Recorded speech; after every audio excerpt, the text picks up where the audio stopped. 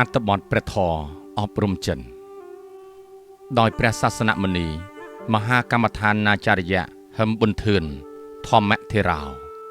អវាទទី95យើងកើតមកជាមនុស្សដោយសារច្បាំងឈ្នះពីអកុសលគឺមច្ឆរិយកំណាញ់ក្រខ្សត់អត់ឃ្លាននិងអ៊ីស្យាទុកឈឺចាប់ខ្លោចផ្សាបានខ្លាយជាមនុស្សប្រសើរហើយដូច្នេះកុំព្យាយាមបណ្ដោយខ្លួនឲ្យខ្លាយទៅជាបុគ្គលក្រខ្សត់និងទុកលំបាកក្រៀមក្រំទៅវិញបុគ្គលក្រខ្សត់ដោយហេតុតែមច្ឆរិយកំណាញ់ចង្អៀតចង្អល់ច្រើនគឺកំណាញ់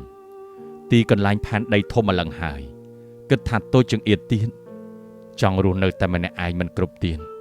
កំណាញ់លៀបទ្របប្រើមិនអស់ហើយនៅតែមិនគ្រប់ចង់បានរបស់គេមកថែមទៀតកំណាញ់ត្រកូលគ្មានអ្នកណាមានតម្លៃក្រាន់បើជាងខ្លួនទេកំណាញ់គុណមានតែខ្លួនទេអស្ចារ្យនិងគួរសរសើរជាងគេកំណាញ់ធរព្រោះមិនស្គាល់ធរច្រឡំថាខ្លួនចេះជាងគេក្រាន់បើជាងគេមិនចេះស្ដាប់អ្នកណាថាខ្លួនជាអ្នកប្រាជ្ញតាមពិតចេះតាមគេសោះយូរទៅនៅម្នាក់ឯងហើយនេះ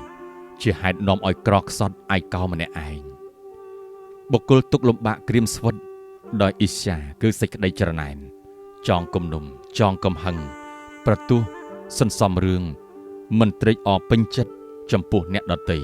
ព្រោះតែលៀបយុសការៈសេចក្តីគោរពការរាប់អានស្និទ្ធស្នាលការថ្វាយបង្គំនិងគោរពបូជាចំពោះបុគ្គលដទៃ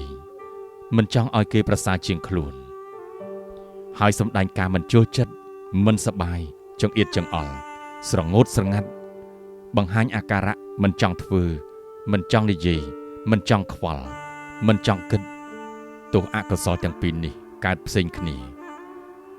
មច្ឆរិយកំណាញ់នេះហួងហែងចង្អៀនតែរបស់ខ្លួនឯងទេឯអ៊ីស្យាគឺច្រណែនតែរបស់អ្នកដទៃទេអកុសលនេះមានដល់សន្តានចិត្តបុគ្គលណាហើយរមែងអស់គុណធម៌សាបសូន្យលៀបយុះសេរីសួស្តីជីវិតអាប់អួរសៅម៉ង